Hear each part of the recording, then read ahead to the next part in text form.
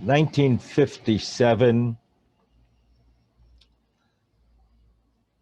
a Jew came to Baltimore. I was learning there in Yeshivat at the time, British Jew, to give a lecture, an author. He had written a few books. One, his name was Maurice Samuels.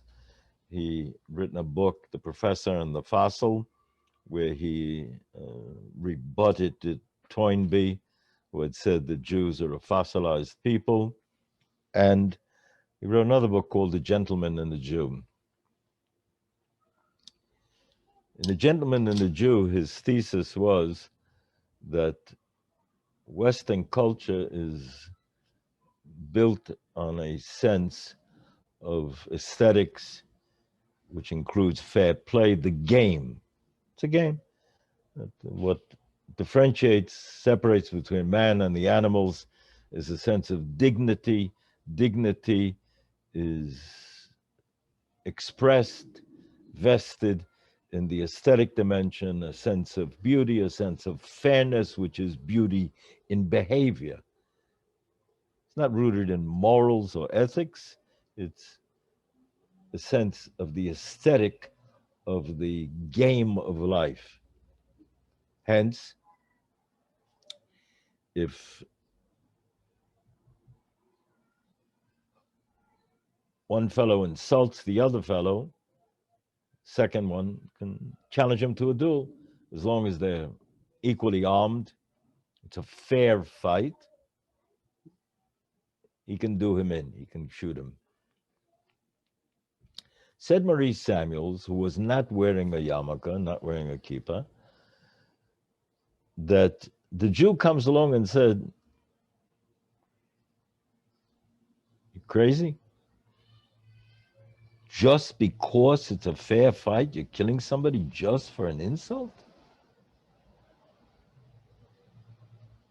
There's more to life, our being here, than just fairness, aesthetics, beauty, the game.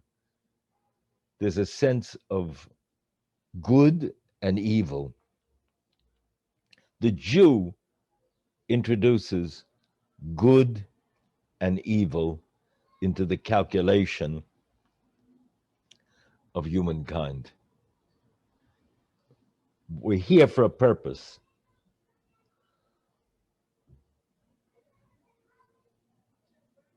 Afterwards, I spoke a bit with Maurice Samuels, and I told him, at first I asked him, how does he define himself? Because he's without a kippah, but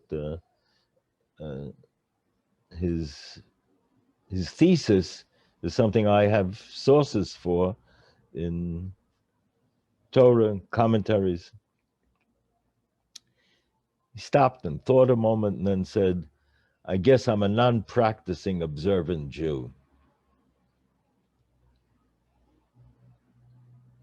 The book is an interesting book, The Gentleman and the Jew.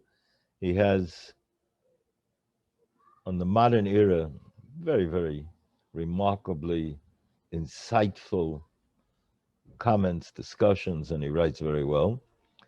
On the biblical period, he's very confused. He doesn't have the sources and was really working from intuition, which only works up to a certain point. What I was referring to is capsulized in the Netziv. The Netziv brings that in this coming week's Parsha, in this Parshas Noach, there's the sequence of Noach getting drunk after he comes out, plants a vineyard, makes wine, gets drunk, and he's violated by his son Chom, Knan, grandson, and his other two sons, Shem and Yefet, correct the situation. However, the pasuk that describes the correction has 5 verbs in the sentence. Vayikach Shem v'Yefet is a simla. V'yasimu al Shechem shnehem, v'yelchu achoranit, v'yechasu es elvos avihim, v'yechasu, and they covered him. V'es elvos avihim lo ro'u. So there are 5 verbs. The first is in the singular, the others are in the plural. Rashi says, based on the Chazal, that Shem was misametz. He put more effort into the mitzvah. There are sources that explain that putting more into the mitzvah, he began the mitzvah. Says the Nitziv, there are 2 worldviews. There's a worldview of mitzvah. That is, in fact, the starting point of Shem. If it's a mitzvah, I want to be the expediter of the mitzvah, because if I, in fact, perform the mitzvah, I execute it, then I am providing nourishment for my soul and for the world. Yefet has an aesthetic worldview. It's very offensive to see his father in that way, according to either shita, of the embarrassment of him rolling naked in the tent. Either way, tremendous lack of dignity, of elegance from an aesthetic point of view. But Yefet can stand on the side and wait. If Shem can pull it off himself, can do it himself, why not? Because Yefet just needs to see the situation corrected. It's an intolerable state, but if Shem can do it, let him do it. Shem's starting point is there's an actuality of spirituality in creation, of good and evil. Doing a mitzvah is good. Being the performer of the mitzvah, then I am fulfilling the mitzvah of Kibbud Av. And I'm building not just the world, but me as part of the world. Not just removing an intolerable situation. But it's a tricky business. Walking backwards, it's rather acrobatic, not looking. The Alshech says that why didn't they look? They could have just closed their eyes, didn't have to walk backwards. He said, but the Shechina, the Tzelem Elokim, is on the face of a human being, and not to damage, to incur any kind of reduction of that Tzelem Elokim, they walked backwards. So at one point, since it's a challenging bit to go backwards, Yefet joins. I'll help. So Shem is the initiator. Yefet joins him. And they achieved the goal, and they didn't reduce the Tzelem Elokim. They fulfilled their goals. Yefet's goal, changing the intolerable state, the lack of dignity, of Menschlichkeit, that the aesthetics were abominable, been corrected. Shem performed the mitzvah. Rashi brings, based on Chazal, that their rewards correspond to their motivations and their actions. That Shem will get the mitzvah of tzitzis. Simla, a garment, clothing, putting on his father. And Yefet will get in the future wars between nations, between non-Jewish nations. He'll have the admirable state of at least burial, not just to leave the carcass to decay on the field like one does for an animal, but to differentiate between man and the animal. Again, that would be an intolerable state. So it's Mida Keneged Mida. Shem gets his bracha, and Yefet gets his bracha. Let's go a bit further with that. That's Rashi brings that Chazal. Tzitzis would seem to be such a perfect expression of Mida Keneged Mida. Meshech Chochmah says on the Mitzva of Tzitzis in Parsha Shlach that the strings hanging from the four corners of the garment symbolize it's raw strings. They're not woven into the garment, into the fabric of the garment. They don't contribute to the warmth or the beauty of the garment. They're not yet threaded in, woven in to the body of the garment.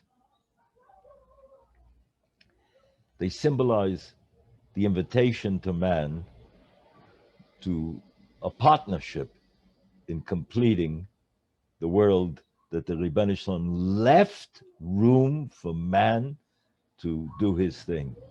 Again, we touched on that in Parshas Bereishis, that the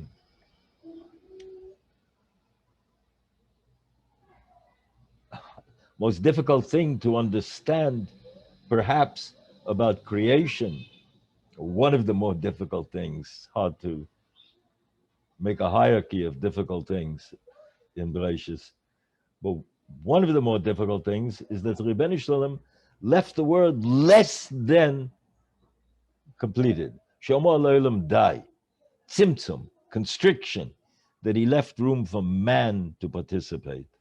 That is why somebody who recites Vayachulu Friday night, going to some shitas with a minyan, the Mishnah Brura brings already with another person to make it Eidus, that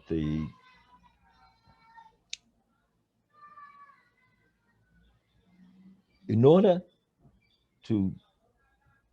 for the world to reach its ultimate goal that the Rebbeinu Shalom Kavayochel wanted it to reach, as it were, man has to testify to, he's a partner now, he's a shutuf.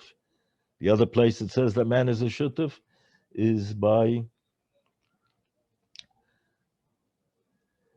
Dayan, that brings the halacha, Hasik Shmaitza, Liebe de Hilchasa, that the Talmud Chacham brings the law, the derivation of it, the development of the discussion of the Talmud to its halachic conclusion, is a shutuf with the Rebbeinu Shalom, is a partner. Rebbeinu Shalom doesn't need partners, of course. He doesn't need anything, but he's allowed for that. That's what's tzimtzum, constriction, left room. Tzitzis symbolizes this idea, as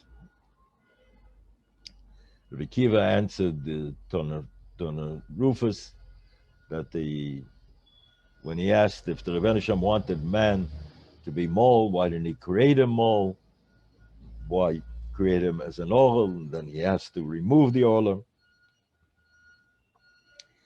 Rabbi Kiva asked him, you see out in the field, do you see rolls,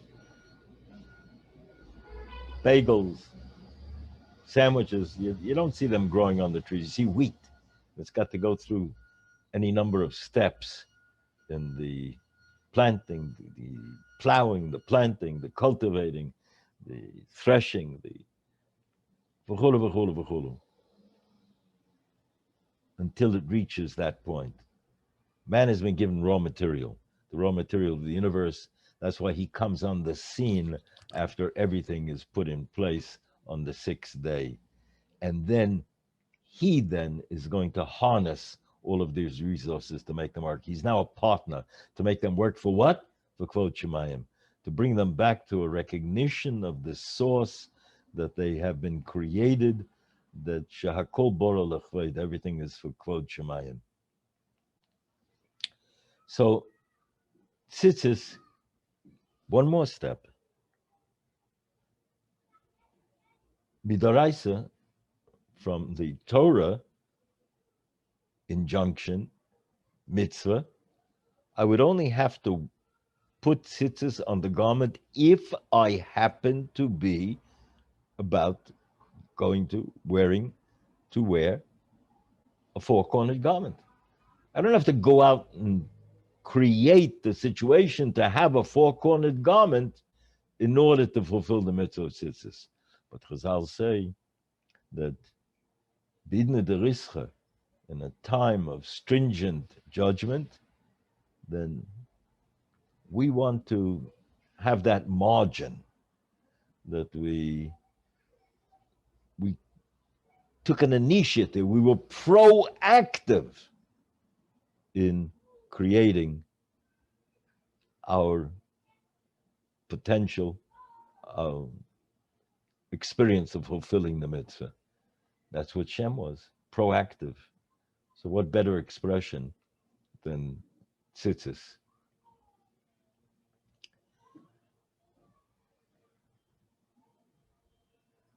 Yefet is the dignity to differentiate between man and the animal.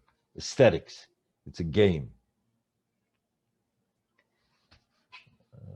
I was thinking that day when I spoke with Marie Samuels, that I remember when I first came down to Baltimore from New York, and we got out to play in some basketball, and then it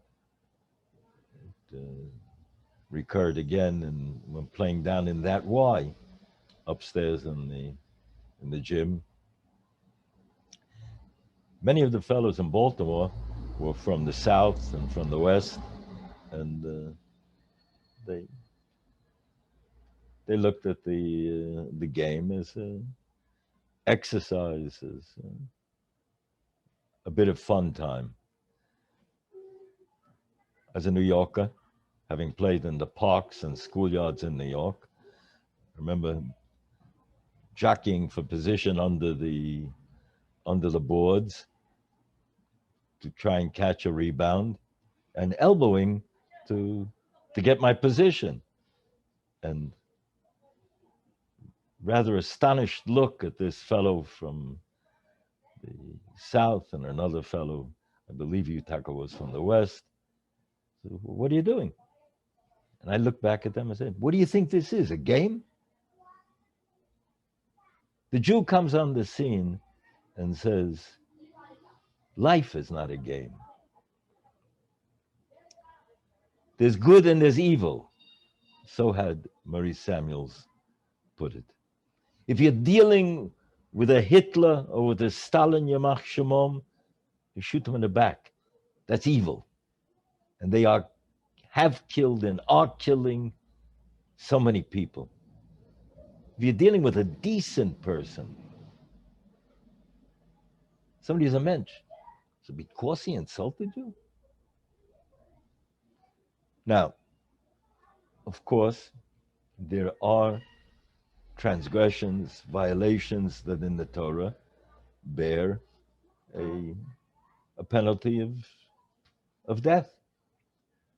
But for a Bezdin to enact that was so rare that if once in 70 years it happened, the Bezdin was considered to be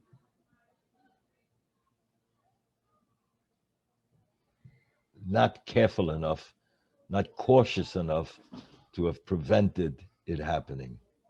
The improbability, it's the caution that it theoretically might happen is there as a as a warning, as a precautionary, but the actual reality. Misa b'dei shemayim, just like I don't know how and why the neshama enters the goof and why it's been in this particular place, in this particular time, and what its shlichus is. So, Misa b'dei shemayim is not something that I can quantify and deal with in a way that I know that Kol HaTorah Kula is a single fabric, and if you strum the web here, it vibrates there, and therefore the chiyuv to fulfill is something that affects not just me, it affects my family, it affects my community, it affects Klal Yisrael as a nation, it affects the world, it impacts the world. And therefore, I'm either having positive input or chas v'shalom deleting the spiritual energy that keeps the world going if I'm not fulfilling. So there is such a thing as Misa, but it's not a game. There are criteria that are built in. There's good and there's evil. His other book, Marie Samuel, Professor in the Fossil, I was in Toronto, I believe it was 1963, when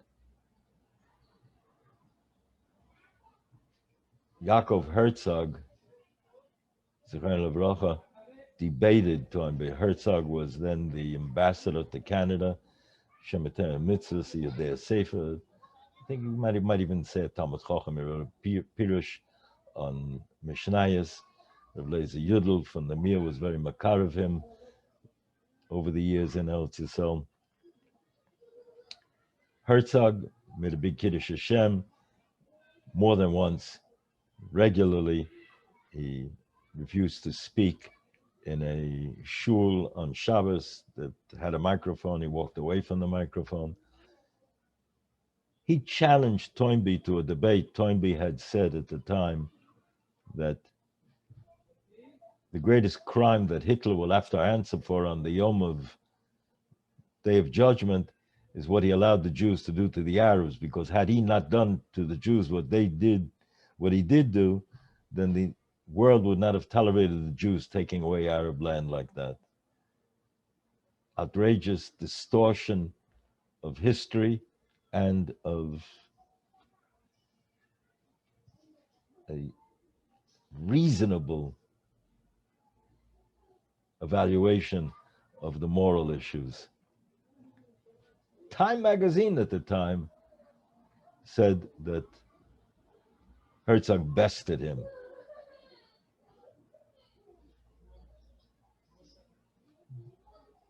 There's a recording, and it's printed as an essay in his book A People Dwells Alone, and Herzog's book, which was published posthumously.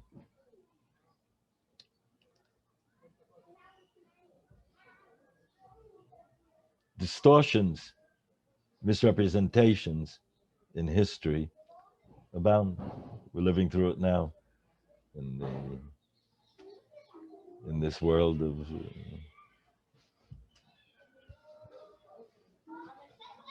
trying to create a new world order. Variations on the theme of the Dora Floga, V'hoya Kulam, they were all one position, one Weltanschauung, one philosophy. Meshech Chochmah has it that the Barbanel's mashma like that, it was a socialist system where no private ownership, and the confusion, the lack of motivation, wound up with a mida keneged mida in rectifying that situation. It doesn't work. Odem Chazal say, wrote to the Kav Shalom, Tisha Kav Mishal Chaverei, a man needs his sense of himself, his self-worth, his own property, his own family, and yes, does he have obligations to the klal? Again and again, Torah teaches how and where. But the starting point must be with a sense of self-worth, and that I, Yemena Nili Mili.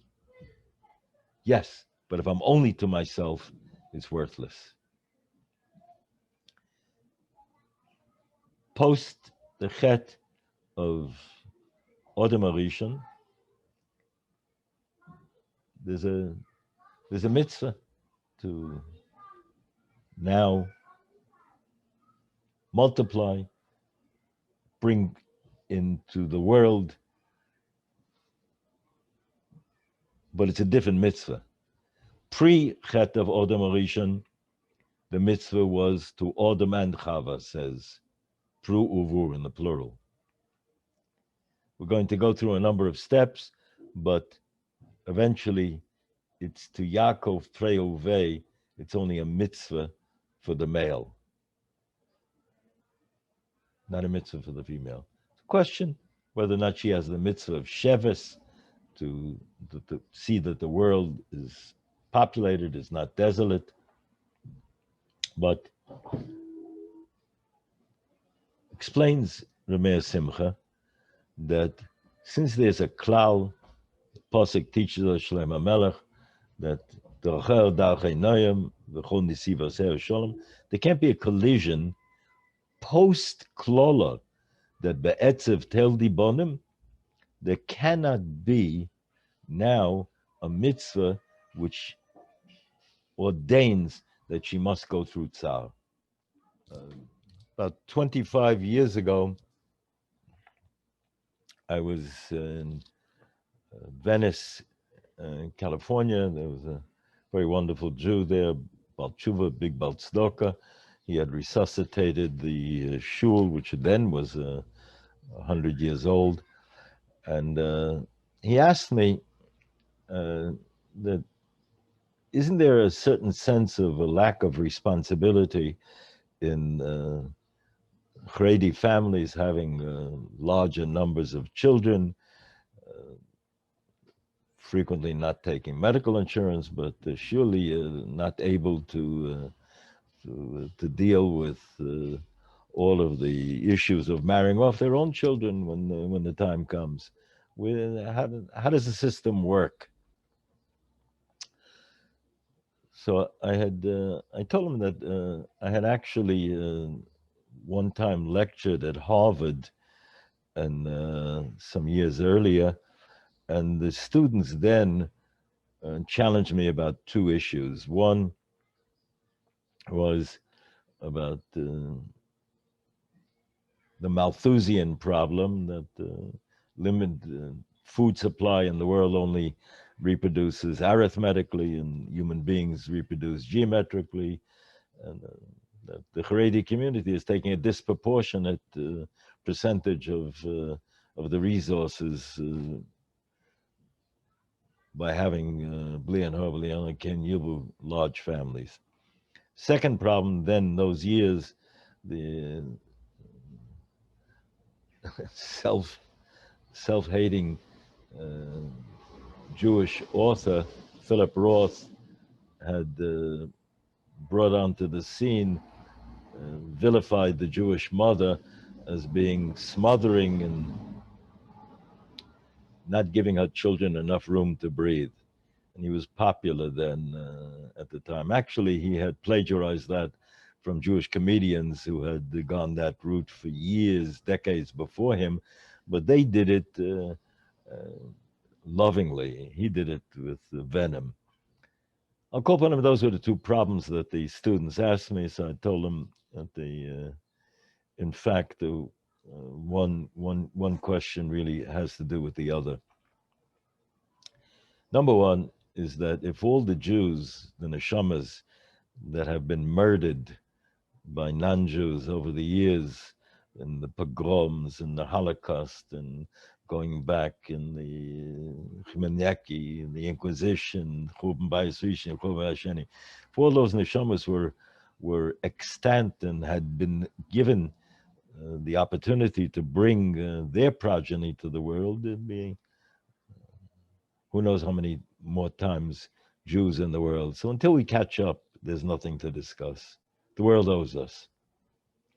Number two is that imagine if when I was youngster, the world was battling lo aleinu polio. Fella came along, Jonas Salk, and came up with a vaccine. To Alavai, we should come up with a vaccine for the COVID. Shem Yazor. But the real resource is human imagination, human creativity. And who knows if the one child that you're preventing from being born could yet find solutions, could solve problems that seem to be insurmountable. In fact, wasn't aware of it at the time, but there was a fellow Borlaug, had been in the early part of the 20th century in the Dust Bowl drought in the Southwest, and he made it his life's work. He was obsessed with re-engineering the genetics of wheat so that you could plant wheat and grow on 1/10 the amount of land 100 times more wheat. He later saved Central America, South America from starvation. He won Nobel Prize. One man, one imagination. Continuing then with the discussion that the creative intelligence of man, the uniqueness of each individual soul being brought down to earth is contributing, and it's part of the grand plan for mankind to get to where it has to go. So at the time, in the discussion with the students in Harvard, I told them that this plagiarizing of Philip Roth, of the maligning the Jewish mother as being too overly protective and smothering her children with affection, is rooted in the same problem, that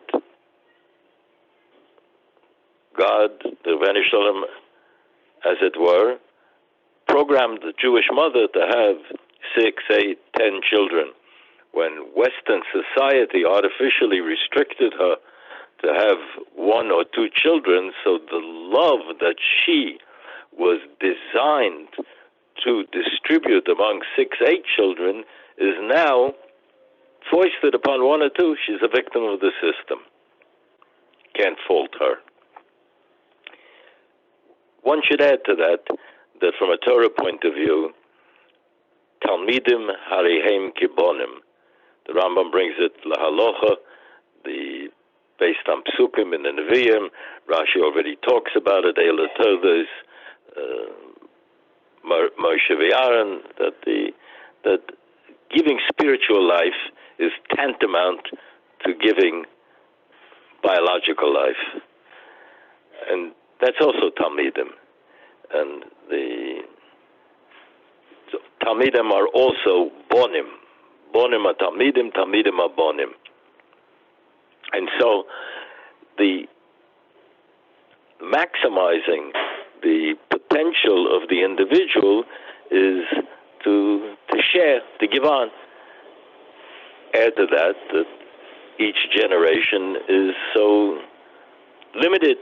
It can only go up till a certain point in time, because we live in a linear world that is defined by time. And then the neshama goes back to its origin in the Ribbon Shalom's court, and coming down here as Odom to elevate the earthliness of the physical, of the material, to spirituality. And then I told my friend in Venice that after sharing with him this discussion in Harvard, that Gemara in Yevamos teaches that Mashiach won't come until there's a generation that completely guilty, completely meritorious, it has its outermost time. Be'ito achishena, if neither of those happens, then there's an outermost date. But the Gemara teaches in Yevamos that there's a warehouse, a storehouse of souls, that they must come down to the world for Mashiach to come. So that's Chassidim have introduced it to the idiom of the language. When a child is born, they say, "Noch a shtik Mashiach," another piece of Mashiach has now come down to the world. So I told him that we need those neshamas to come down. We want it to happen earlier, Mashiach to come, instead of all of the aggravation, frustration, challenges that Klal Yisrael goes through. Avada, we maximize it and we try and do it as much as possible. But simcha, of course, without simcha, we can't do what has to be done. On the other hand, we want Mashiach to come. So these families that are having B'liya and Hara, large numbers of children, Ken Yobu, they're moving along the process. And they're taking on the grunt work of getting up at night to feed them, all of the childhood sicknesses, changing diapers, and et al. So if you can have a piece of bringing Mashiach by writing a check to subsidize some of these families, then it seems to me you're getting off easy, because they're taking on the most difficult of the daily routine of the challenges of bringing up a child from birth to adulthood. We live in a world today that thinks of oneself before another. All of the masking of COVID is also masking the realities of panim, face, pnim, the inner, the essence of what we're here for, but also people talking, as the Abarbanel talked about, as Rabbi Simcha said, that we're living at a time where distribution of resources, they're trying to force it, no longer a question of right and wrong, not even fair play anymore. There was a time where Western civilization, as Maurice Samuel said, fair play at least. There was an aesthetic to it. Today, brute force will control. They want it to be more in control. And that is the challenge of our times. Hashem Yitain, that we should genuinely share But it has to, for me to share, it has to be mine and then to share. It has to be my family, that I am not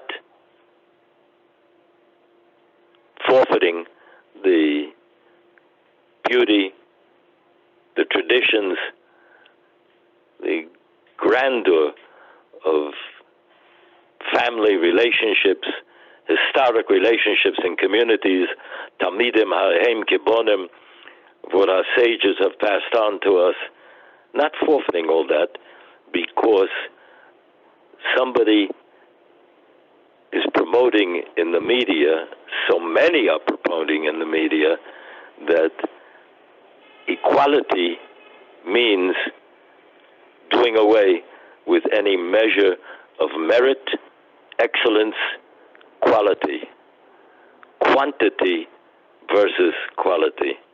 The Rebbeinu Shem is hoping that we should overcome the virus that's attacking mankind today, the COVID, and the spiritual virus of insidiously screaming louder to make a point that is weaker.